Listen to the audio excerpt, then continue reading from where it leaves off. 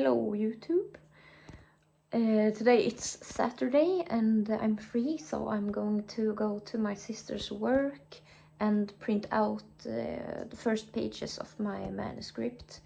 I feel it's you get a different experience when you can hold your words in your hand.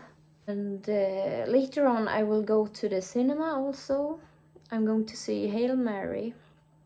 I've heard good recommendations from the movie, and I love see sci-fi space movies on the big screen. I think it's the best. I will never forget watching Interstellar. It was such an experience, and I cried my eyes out. Yes, my hair is red. It will fade out. I felt I needed a change, and when I'm bored, my hair will take the consequences. We have a visitor here today, so she's not dead. She's a whippet, and they're known to sleep like cats. But yes, she's with me today, so we're going to go out for a nice long walk later on. But first, let's go to my sister.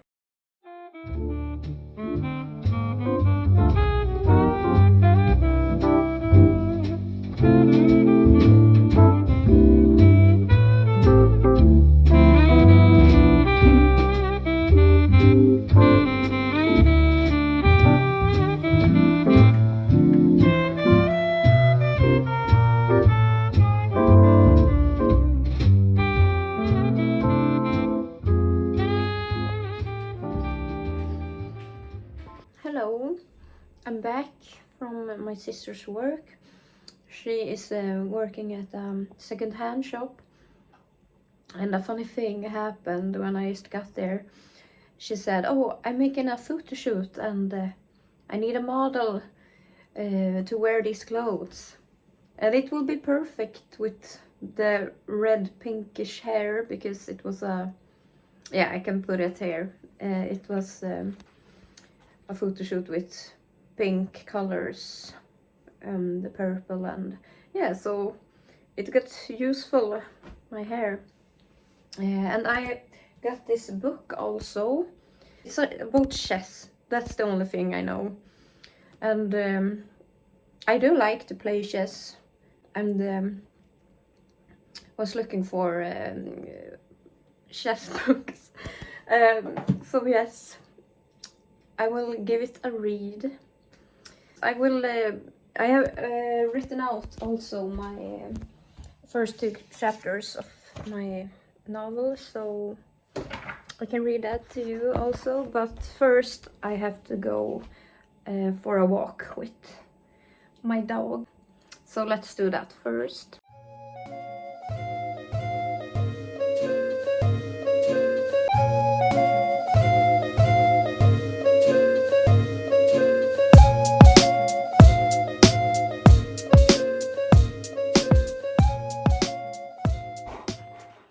Hello. I'm back from the walk. We went to the duck pond, and I brought some oats. I was trying to feed the ducks, but it didn't go so well. The wind was very strong, and it blew the oats far away to the other side. But I think they got some in the end. Anyhow, I've got the fire going on here in the background. I'm gonna light a candle too, to getting to the reading ambience. I got this mic. I hope it works. Hello. I feel like I need to be like really close. I want to get some these small mics that you can just have like this and talk here.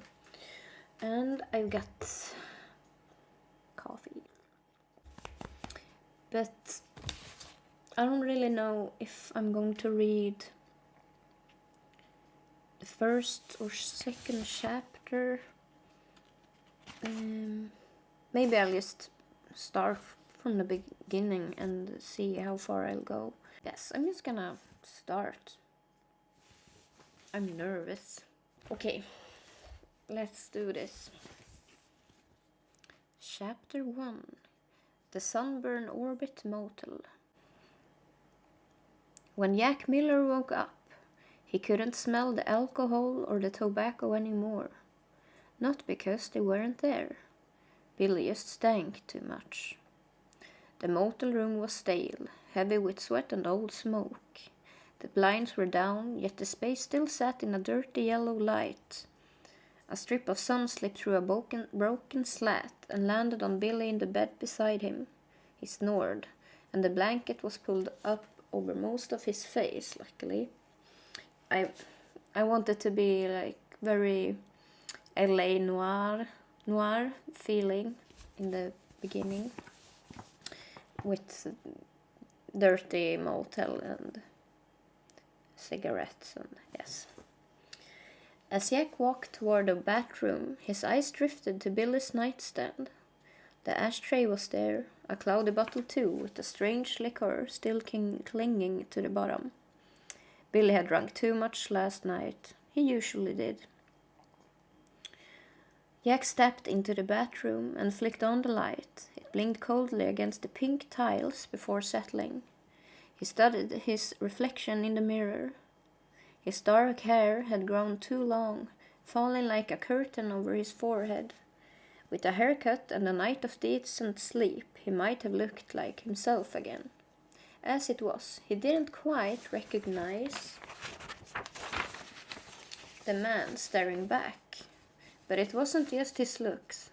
It was the weight in his eyes, the slump of his shoulders.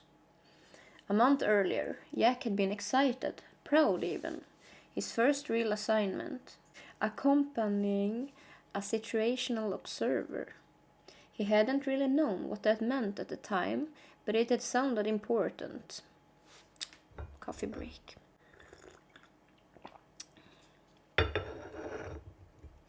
It had also sounded like the kind of job his adoptive mother would have been skeptical about, and in hindsight, she probably had a point.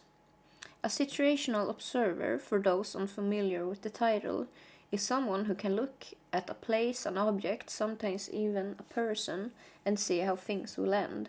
In theory, at least. In practice, there was only one with that ability. His name was Billy. But Billy didn't see disaster first. He saw everything leading up to them, every detail stacking up like dominoes only he could perceive. Only when he was drunk could he stay in the present.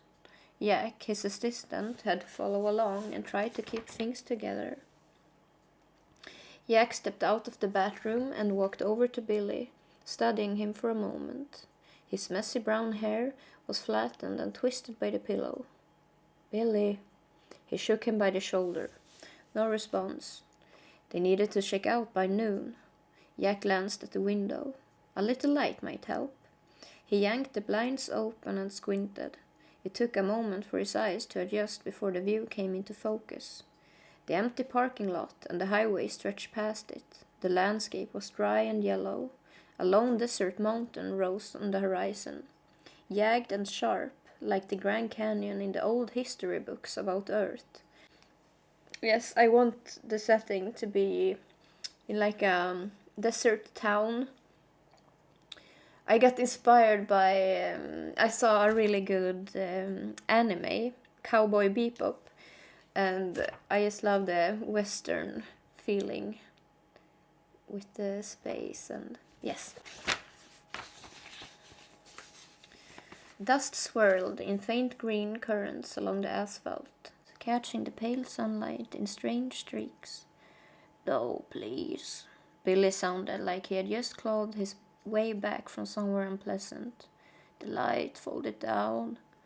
Jack stepped back toward him. "Come on, Billy." "It hurts." "You're being dramatic. It's just light." Billy grunted and sniffed at the bottle by the bed, muttering something incomprehensible. He reached for it. Jack pulled it away, and Billy laughed, loud and wrong. Then he started coughing. We need to get moving. And speaking of the booze, you've had enough. I can't have you drunk on the bus. You must behave. Jack tried to sound impatient. He grabbed Billy's worn shirt and tossed it onto the bed. Come on, let's get something to eat and coffee, preferably a lot of it. I don't know, should we read more? Maybe we read a little bit more from chapter 2. Chapter 2, Homemade Pie. After 15 bothersome minutes, they sat down in the motel diner. The place tried hard to look cheerful. Bright posters promised homemade pie in smiling letters, though the edges had peeled and curled like dead leaves. Plastic flowers lined the windowsills, sun bleached into pale uncertain colors.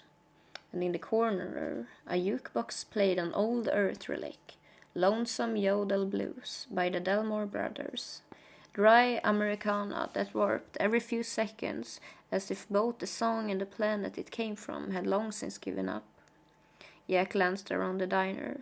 There were only a few people inside, a tired waitress, an old man reading the newspaper by the window, and one more, a figure sat near the back, their face hidden under a faded hat and a coat far too warm for the temperature. A mysterious stranger. No, it doesn't say that. Their hands clutched a napkin holder, not one from the diner.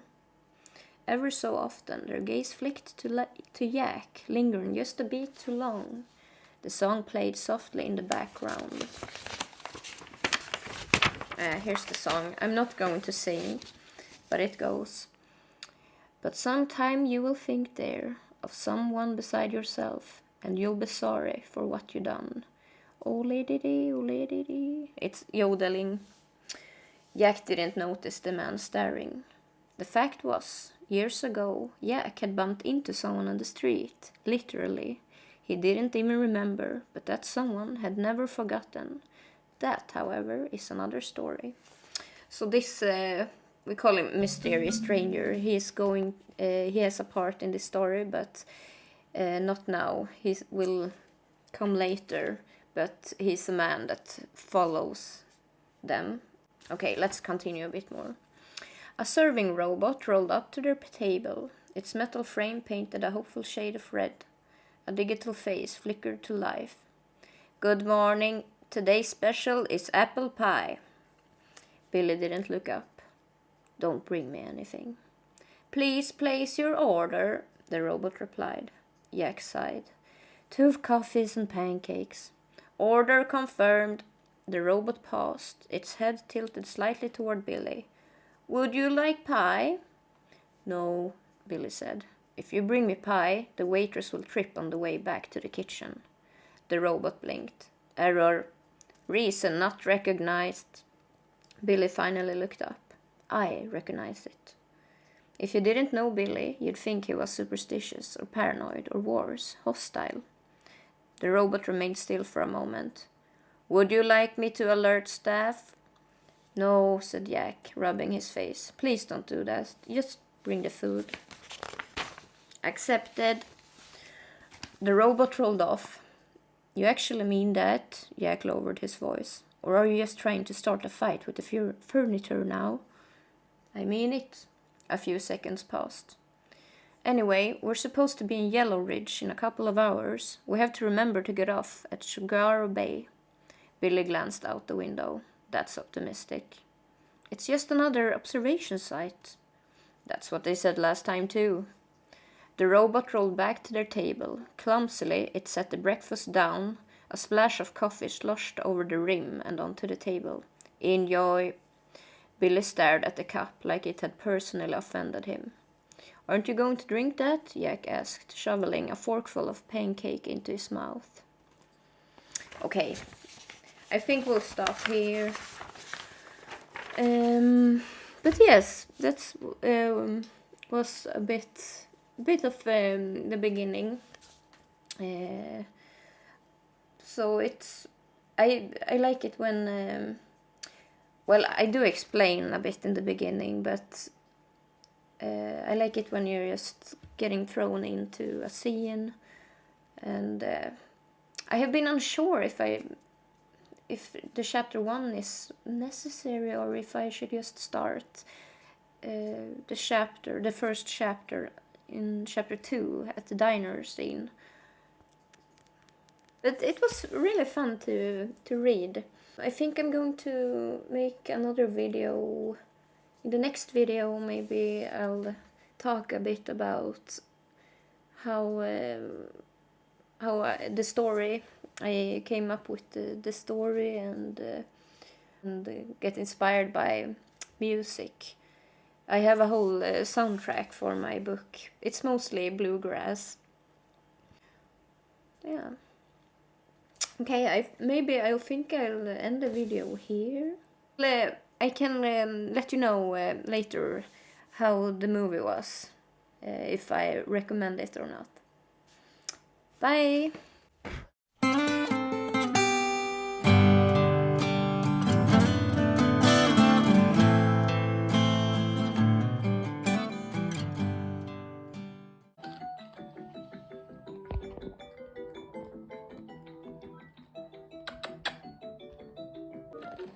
Ja, det var det vi var här för.